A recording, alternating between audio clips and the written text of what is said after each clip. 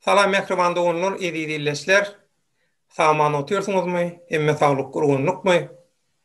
Öýüňize bereket, şeýle-de ömrüňize bereket. Türkmenim kanalynyň döwletli maslahat gepleşiginiň nowatdaky sanyna başlaýarys. Gepleşigimiziň bugünkü hormatly mehmany aktivistimiz Garajoglan Türkmen. Garajoglan Türkmen döwletli maslahatymyza hoş geldiňiz. Salamu aleyküm.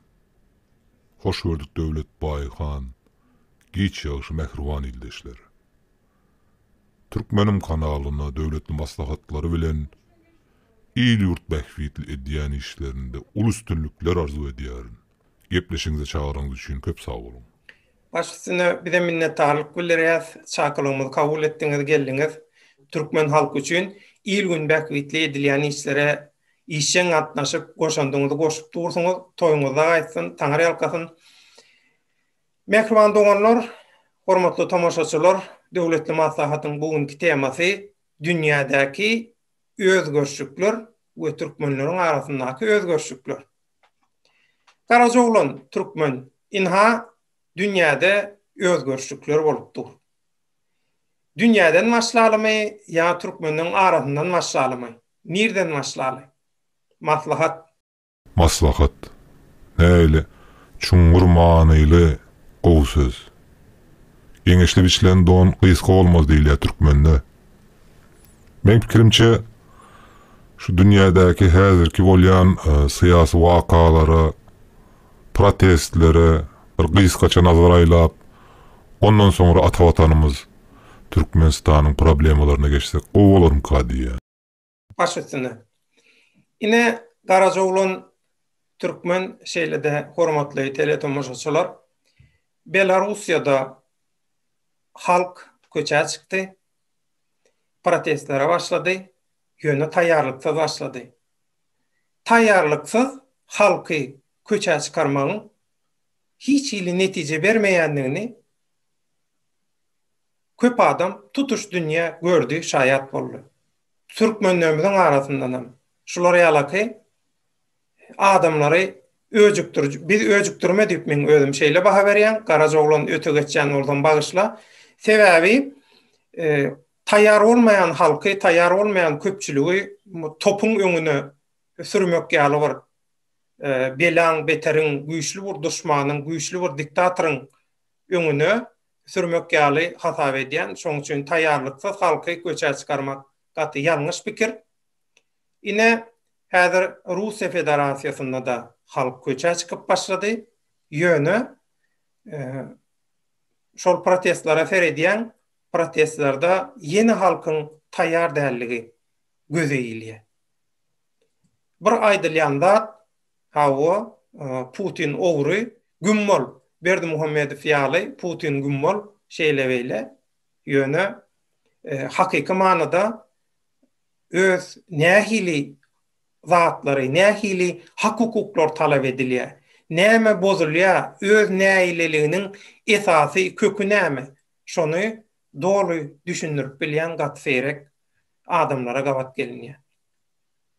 Inni käbir watandaşlarymyz Belarusiýadaky protest başlanna derrew öz duýgularyna ýeňilip şol Belarusiýadaky protestleri Türkmenistanda bolup biläjek ýa şoňa meňdeş bir Türkmenistanda protest bolaýsa diýen ýaly edip her hile edip ýorugdan edip gördüler.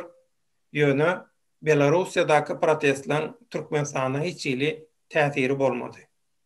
Inni Russiýa Federasiýasynda öňkü Sowet Soýuzynyň agasynyň öýüne ýa-da hojaýynyň öýüne başlady protestler. Eýdem Belarusiýada täsir etmedik protest akymy Türkmenistandaky diktatorlyk zulmüniň aslynda edilýän halka ýa-da diktatorlykdan ejir çekýän daşary ýurtlardaky türkmenistanlylara bir täsir edermi? Şolara bir ilham çeşmesi bolarmy? Garajoglan näme pikir edýär?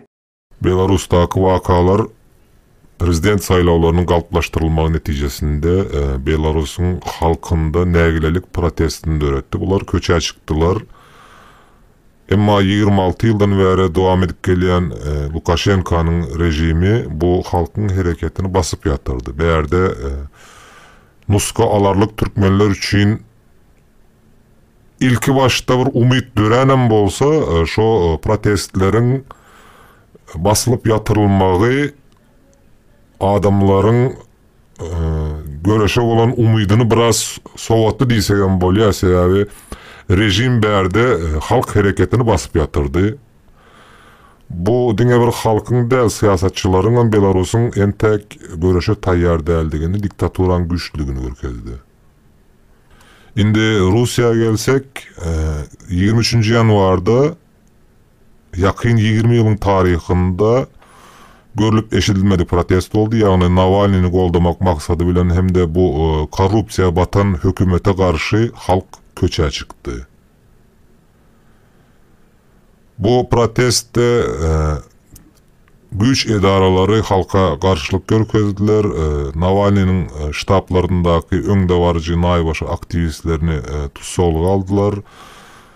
Bu wakalar elbette bize demokratiýa barýaly görünýän, aslında diktator döwletleriň halka karşı güç ulanıp biljekdigini, onu basyp ýatyryp biljekdigini görkezdi. Rus halkynyň göreşe taýýarlygy entek geljekki mitinglerde, protestlerde belli bolar. Çünki ol mitinglerde adamlaryň sany azalsa, diýmek Rus halky da entek protestlere taýýar däl. Elbette erkin medianyň bar ýerinde, ýagny azam bolsa söz azatlygynyň bar ýerinde, ýagny Russiýada, Belarusda, munyň ýaly döwletlerde halkyň hereketini diktator rejimler beýle güç bilen basyp ýatyryp bilýän bolsa, daşary ýurtdan üzüňe galan, ýagny izolirlenen türkmen halky munyň ýaly göreşe taýyndyr diýip men aýdyp biljek däl. Bu daşary ýurtlardaky, Russiýada, Belarusiýadaky bolýan protestleriň basılıp ýatyrylmagy da ýurtdaşyndaky türkmenleriň de ilki bilen başlanmagy umyt beren bolsa da, ondan sonra olaryň basılıp ýatyrylmagy halkyň göreşe bolan umtylyşyny pese gaçyrýar. Sebäbi halk muny gören wagty şuň ýaly döwletlerde basılıp ýatyrylyp bilýän bolsa, Türkmenistanda ondan hasam beter boljagyny gorkýarlar. Inha Belarusiýadaky protestler Türkmenistanyň watandaşlaryna täsir etmedi ýaly görünýär. Eýsem Russiýa Federasiýasyndaky şu protestler elhenç diktatorlyk zulümüniň aşagyna edilýän Türkmenistanyň halkyna, watandaşlaryna täsir edermi? Ýurdun içinde we daşynda. Ýurdun içindäki halkyň dünýädäki bolýan zatlardan, ýagny syýasy wakalardan habar vardır diýip men pikir etmeýärin. Sebäbi Türkmenistanyň içinde internet ulgamlary gaty çäklendirilendir, hem de bu döwlet tarapyndan gaty güýçli ýyzarlanýan mesele.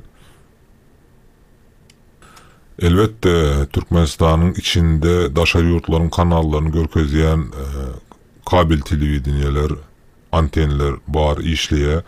Birde şol antenleri ayırmak hakında da hökümet çäreler işler geçirdi. Emma halk Türkmen mediasının propagandasından gaty ýadan soň şu dünýädäki bolýan zatlara seyretmek üçin her hili ýollar tapıp görýärler şonu. Emma o görýän kanallarym Russiýanyň kanalyny alyp görseň, şol Putiniň rejimine gulluk edýän kanallaryň edýän agitasiýasyny, propagandasyny görýärler. Ýagny bu Türkmençe propagandanyň rusçasy diýeýin men. Olar Russiýanyň rejiminiň propagandasyny edýärler. Garaşsyz medialar, opozisiýon kanallaryň gepleşiklerini görüp bilmeýärler elbette. 23 ýanwardaky bolan protestler, mitingleri men Russiýanyň kanallarynyň, ýagny döwlet kanallarynyň berýän habarlarynda görmek istedim, emma ol ýerde ol protestler 4-nji, 5-nji planda görkezildi. Şu hökümetiň şol protestlere bolan garaýyşyny äskermezçiligini görkezýär. Garaşsyz mediada bu zatlar halkın hereketi, halkın protesti elbette ilkinci nowatda görkezilmeli. Inni Garajoglan Türkmen inha Türkmenistana partiýa gurup bolýar ekeni. Türkmenistana partiýa gurjak bolup ýörüz. Diýbem habarlar, çykyşlar bar. Ondan şu döwletli maslahat edemizde dünýädäki özgörşükler türkmenlerem özgördýärmi diýemizde iki toparda, iki görnüşde pikir beýan edildi. Birinji topar aýdýa edilýän sen aýdyşyň ýaly. Ýok, täsir edenok. Şertler, her ýurdun öz şerti bar. Şoň üçin hem ol ýurdun şertleri bilen biziň şu ýurtlarymyzyň şerti tapawutly bolan soň bize bir täsiri ýok diýe. İkinji toparam aýdýa ýok, dünýä özgörýär, dogry, türkmenlerem özgörýär. Inha Türkmenistanda bir syýasy partiýa guruljak bolýar.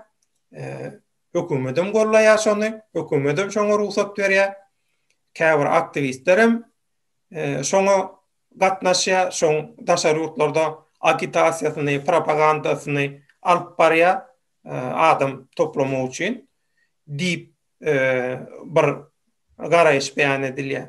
Sen pikiriň nähili? Dogrudan hem Türkmenistanyň içinden we daşyndan türkmenler şu dünýäde bolup geçýän syýasy özgörşüklere seredip dogrudan hem özgörüp partiýa gurjak bolýarlarmy?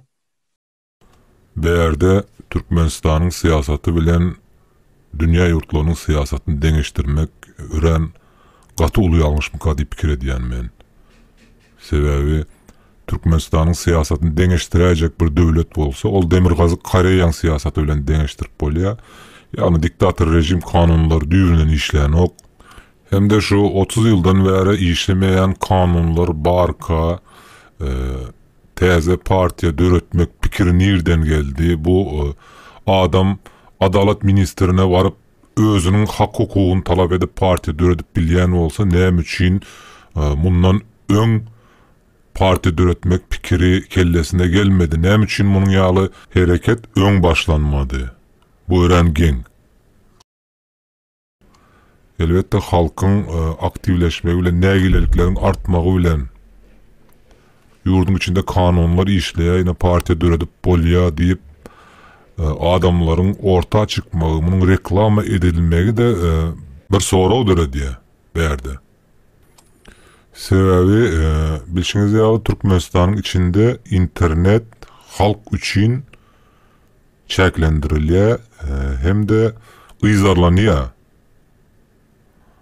Kim nire girdi, kim haýsy mediadan peýdalandy, kim nämetdi, oňa girmegiň özü bir problemi bolup durka. Bu täze partiýa döretmek meselesi, oňa bolan çağırış, halka çağırış YouTube ulgamanyň üstü bilen edilýär. Ýagny Türkmenistanyň içindäki halk YouTube'u ulanyp bilmeýän wagtynda bunu näme üçin YouTube'un üstü bilen edýärler? Şu ütköşük bir geň galdyrjy soraw çykýar şu taýda. Men pikirim gynansak da edil şoňa gelýär-de, sebebi özünün täze partiýasyny reklama edýän adam Türkmenistanyň içinde görkezmeýän telewizordan halka reklam edip oturan ýaly bir zat bolýar da berde. Moment unanyp bilemok. Berde gapma garşylyklar ýüze çykýar da. 26 ýaşyndaky Nurgeldi Halikow atly ildeşimiziň Dünya Saglyk Guramasynyň işgärleriniň fonunda düşen suratyny sosial mediadan Türkmen News kanalyna iýeren üçin onu 4,5 ýyl azatlykdan mahrum etdiler, ýagny iş kestiler. Ondan başga da Peýgambergeldi Allahyberdiýew diýen Balkanly ildeşimiz DWT hereketiniň aktivisti. Muňa da galyp aýplamalar bilen 6 ýyl iş kesilip tutsak edildi de. Şu zatlar bolup duran wagtynda kanun işleýär diýip belli bir partiýa gurmak maksady bilen Türkmenistanda bir adamyň orta çykmagy bu ören gapma garşylykly, ýagny bular ikisinem bir-birine bağlap bolanok bu faktları. Elbette bu çıkıştan sonra men bu pikirim bilen ulaglaşmayan kapma karşılıklı pikirlerin yüze çıkmağı mümkün. Bu her kimin öz garayışı, öz analiz edişi, pikirlenişi bolýar da men Türkmenistan'ın içinde kanunlar işlemeyen döwürde şunun ýaly hereket bolup biler ýagny partiýa gurup halkyň bähbidi üçin işlejek adamlara hökümetin yol berjegine men inanmaýar. Ýagny men partiýa dörüde otyryn, müň sany agza gerek diýip bolar Türkmenistanyň içinden ilatdan müň sany grajdan aktivistini toplap partiýa gurjaklarmy ýa-da aýdalyň şol müň sany başga adam toplap partiýany gurup ana biz partiýa gurduk diýip halka yalan wada berip rejim çalışacak bolýarlarmy? Ýagny bärde bu mesele ören umykly, düýpli pikirlenmäni, seljermäni talap edýär. Galan zadam elbetde wagt görkezer. Emma bärden bu gurulýan partiýany gurujularyň niýeti pek bolsa, halk üçin işlejek bolsa, şol partiýa giren agzalaryň ady, familiýasy hem de şahsy maglumatlarynyň giň halk köpçülüge getirilmegini şu partiýa guruculardan talap edýärin. Sebebi ertirki gün bu ýalňyş hereket bolaýan ýagdaýynda men aktiv adamlaryň, grajdan aktivistleriniň yetip gitmegini islemeýärin. Elbette bärde başka hili oyunlaram bolup biler. Bu zatlaryň hemmesine biz wagty gelende ýankaýjym ýaly şaýatlyk edip bileris. Düşünükli. Ne Garazoglan şu döwletli maslahatlarda ýene bir pikir ortaga atylýar. Şeýle bir garaýyş beýan edilýär. Türkmenistanyň hökümeti her ýyl 100 miňle milyonlap nahal alýar. Şeýlemi? Ondan şol nahallar Türkmenistanyň tebigi şertlerine uygunlaşyp bilenok. Şol tebigi şertlerine uygunlaşmayan, tebigi şertlerine ötüp kemala gelip bilmejek nahallardan emele gelýär. Ýa-da şolara eger Türkmenistanyň howa şertlerine utgoşukly, şoňa göre yetişip bilýän, ötüp bilýänim bolsa, şol soň oturdulandan soň gerekli üns berilmän soň hemmeti gurak galýar. Inni üçüncü garaýyş, üçüncü pikirim ýanky şu Türkmenistan bilen baglanyşykly, Türkmenistanyň erkinligi bilen baglanyşykly, diktatorlyk zulümünden, diktatorlyk düşünjesinden, mentalitetinden, şoň hyzmatkarlygynyň ýa-da keteki basabalçylaryň täsirinäki şolaň öňe sürýän ideologiýalarynyň gulu bolmakdan halas bolmak üçin şu nahalekilçik ýaly şowsuzluklardan gaça durup, şo şowsuzluklaryň aktivistleriň amarasynda gaýtalanyp durmalygynyň zerurdugyny öňe sürýänler bar. Dogrudan hem şu Garazoglan Türkmeniň hazırdan bir aktivist, işçiň aktivistleriniň hemme aktivist diýen özüne opozisiýa diýdirjek bolýanlar hemmesiniň kanallaryny, çykyşlaryny içkin saýnaýaňyz, dogruny aýtsam men özüme heredim oň gyzyklanam. Ýöne hemmesiniň hazır içkin gyzyklanýaňyz diňe türkmenler bilen baglanyşyklar bütün dünýäň aktivistleriniň hereketleri bilen içkin gyzyklanyp şolardan özüňize göre özüňizçe bir netije çykaryp şoň türkmeni nähili peýdaly tarapy bolar diýip ýa-derli ýagdaýda pikir alýan bir eginleşmesiz. Şoň üçin şu temada da siziň pikiriňizi öwrenýäsim gelýär. Ina şu üçüncü toporun beyan edýän ýanky garaýşy şu Türkmenistanly aktivistler ya da aktivist boljak bolýanlar ya opozisiýa boljak bolýanlar edil şol Türkmenistanyň diktatorlyk hökümetiniň nahal oturduşy ýaly iş edýär diýilýär. Dogrudan hem şöylemi? Bir zat men şu soragy özümçe senden soramak isleýän Garajoglan Türkmen. Bir zat kökürman, kök salman, bir zatyň fundamenti bolman, taýýarlygy bolman edip bolarmy? Elbette her bir hereketiň kökünüň berk bolmagy möhümdir. Men häzir bärde bina bilen deňeşdirip beren, ýani binanyň fundamenti. Umuman aýdanda binada däş döwleti de bir ulakan bir guruluşy kökmende göz getiren wagtynda döwletiň fundamenti näçe berk bolsa, şoň gelejegi de ona göre berk bolar diýip düşünýän men. Ýagny binanyň fundamentini näçe goýsaň, onu ýokary göterip gidivermeli, ol sagdyn bolýar da. Ýanky kök meselesine gelemizde şu Türkmeniň tebigatynda bir peşmek var. Şu şemal haýys tarafa gaty össe ýygyp gidýän peşmek. Ösümlüjik howla. Şol peşmek diýen ösümlüjik kökü bolmanlygy sebäpli bir ýerde durmaýar da. Gynansak da käbir aktivistlerimiz hem şoň ýaly. Sebäbi olar bolýan hadiselary dogry analiz edip bilmän, öz pikirlerini, garaýşlaryny dogry seljerip bilmän, bu biraz akılly, gowgurlayan adamlaryň elinde sağa sola tozap nire gitçegini bilmän ýörlerde. Başka deňeşdirme ýok. Soňam bolsa manipulasiýa elbette bular ýaşlar, bizim geljegimiz ösüp barýan ýaşlar, elbette aktivist ýaşlaryň watanyň ertirkligini geljegi üçin etjek köp zatlary var. Emma käbir ýerlerde bulary şol manipulasiýa edýärler. Ýani ulanýarlar da, bularam unanýarlar şo gürrümlere.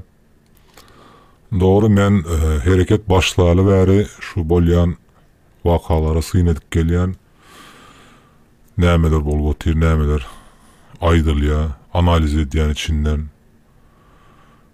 tesvirler ýazýan, maslahat berjek bolýan, ýöne käbir ýaşlara maslahat beren wagtyň muny ýalňyş düşünýärler köpüsi. Elbette her adamyň öz hakikat, özüň tutýan pozisiýasy var. Şol pozisiýalar gapma garşylykly bolan ýagdaýynda da indi türkmençilikden çykman, bizim hem şu ýaşlary dogry bolan tarafa urukturmagymız ýalňyş dälmiki diýip pikir edýän men. Her kim elbette soňky netijäni özü çykarýar. Bu her kimiň öz garaýşy, her kimiň öz hakikatyna baglydyr elbette. Yine bir bellek geçmeli zat şu taýda. Aktivist bolsun, youtuber bolsun, öňde barjy bolsun, lider bolsun ýa-da şu halkyň öňüne çykan her bir adam aýdýan sözüne, hatta aýdýan harpyna dikkat etmeye gerek. Sebäbi ol halkyň öňünde şol edýän hereketi sözden sözü bilen nuska bolmaly. Ýakynda bir wakaň şaýady boldum men, ýaşlardan biri, şu adyny aýdyp oturjak däl, şu yaramaz tesvir galdyrýan adamlaryň ejesi, kakasy hakynda bir paýş sözler aýdyp efirde onda da. Özlerinden bir gezip ýüren, köşede gezýän ýykmandylary meňzedýärde. Şu men hemişe aýdýan şoň ýaly provokasiýon tesvirlere, soraglary jogap bermän geçip gider diýen canly ýaýynlarda şoň ýaly adamlar girýär-de efire. Bu olsa şu ýanky jogap berýän adamy onun derecesinden pese düşürýär. ol nadan bolsa onu oň nadanlygyndan pes derece düşürýär-de şol jogap berýän adamy. Şu nuska olmaly, görelde olmaly diýenim şuýa gelýär-de. Bu türkmençilige gelişmeýän zat. Ýagny türkmeniň milliligine gelişmeýän zat. Ýagny häzir temadan başga bir tema millilige geçip oturýarys bu ören möhüm meselede. Ýani şu türkmençilik, türkmeniň milliligi, türkmeniň ganynda, janynda, geninde bolmaly. Şu türkmen nire gidersen şu Amerika gidýär, Malayzia gidýär, Avustraliýa gidýär. Ýani şu türkmenligine galmaly. Şonda milletin medeni ruhu taýdan bütöbligi saklanýar, watana bolan söýgü bolýar. Şu adam ütkemel däl şol. Bu türkmeniň milliliginde islendik, döwlete nuska alarlyk medeniyet, ahlak, terbiye bardır. Şol adam özünü kämilleştirip islendik derece getiren wagtynda da şonuň kökü türkmençilikden çıkmaly däl, şoňa dayanmalymy ka diýen men. Şuň gününe onda Garajoglan türkmen ni halk bir tarafa özünü aktivist diýenler ya opozisiýa diýenler şolar yeterlik derecede dünyadaki siyasi üýtgeşikliklerden sapa galyp bilýärlermi sen pikiriňe görä? Ya da dünýäň özgörüşligine kawapdaş döwrüň şertlerine görä hereket edip bilýärlermi? Gynansak da bu dünyadaki bolýan siyasi wakalara seredip bizim hareketler özlerini degişli peýdaly zatlary alýandyr diýip men pikir etmeýärin. Sebäbi orta şu hareketler başlaly bäri türkmençe diktatura ýaly türkmençe bir siýasat çykdy da öz boluşly. Elbette bu siýasatdan şol toparlardaky ýöredilýän siýasatlarym şu bir adamyň ağzyna bakyp şo näme diýse şonu goldap oturmak bilen çäklendirilýär. Käbir aktivistler blog edilýär, ýagny şol chatlarynda, zatlarynda men özüm köp kanallarda bloklanır, ýagny ýazan zatym gitmeýär, soraw berýän sorawlaryňa jogap bermeýär. Bu gowluň alamaty däl, elbette bu ýene bir diktaturaň alamatlarydyr. Ýagny demokratiýa, söz azatlygy bolmadyk ýerde ol seň sesiň dinlenmese, demek ol toparlaryň maksady başga. Şol toparlary çekýän adamlaryň, liderleriň, öňde barjylaryň gün boldy gygyrmalary, bolmasa da yankı bir kanun prezident diýmeleri, bu zatlar şol adamlaryň syýasy taýdan entek bişişmänligini, ýani gowşaklygyny görkezýär men gözümde. Sebäbi siýasatda syýasy medeniyet, ýani politkorrektnis diýär, muňa dogruluk, syýasy ahlak diýelim, muňa şu zatlar bar da. Näme ol prezidentin ýurdu dolandyrýan prezidentin bir kanun bu gelip 2019-njy ýylda 2020-njy ýylda belli boldumy? Siz öňrek niýe dediňiz? Şu halk ayaklanmadan öň näme üçin bir kanun diýip gygyrmadyňyz da şu taýda bir akla sığmajak hereketler edýärler, sözler aýdýarlar da halkyň öňüne çykyp. Bu olary bir men gözümde bir gülkünç ýagdaý ýasalýar.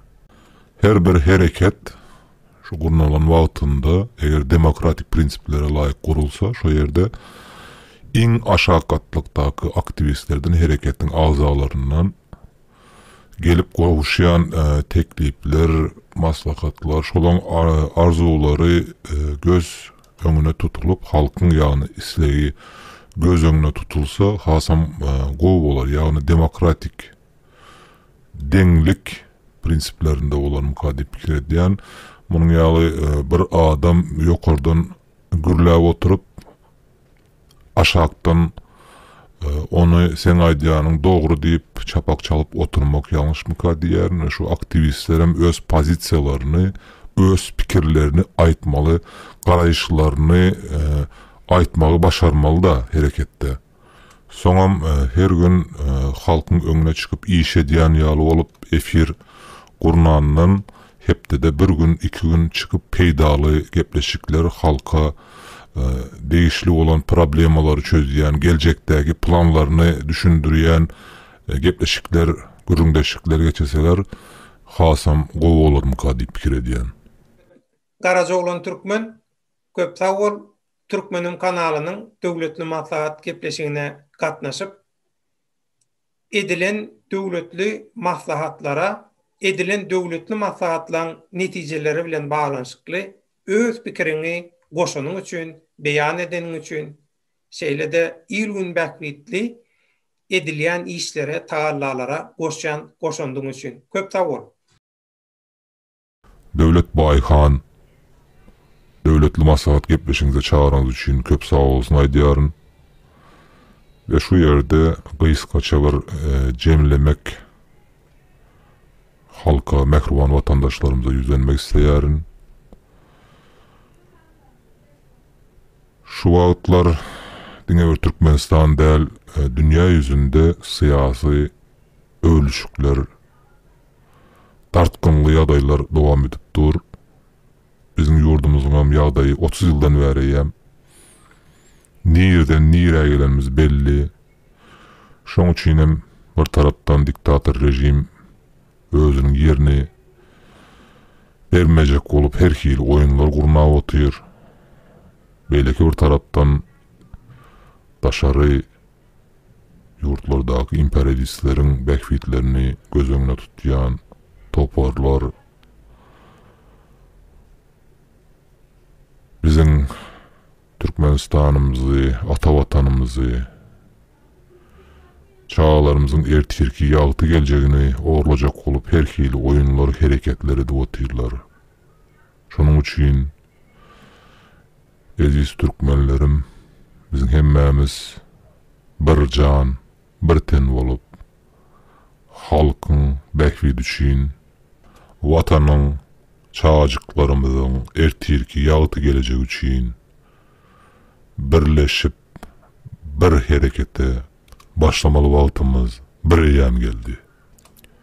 Hemmäňiziň samanca işläp, mehruban ojaklaryňyza, çağajyklaryňyza azat, erkin watanymyza gowuşmagyňyzy arzu edýärin.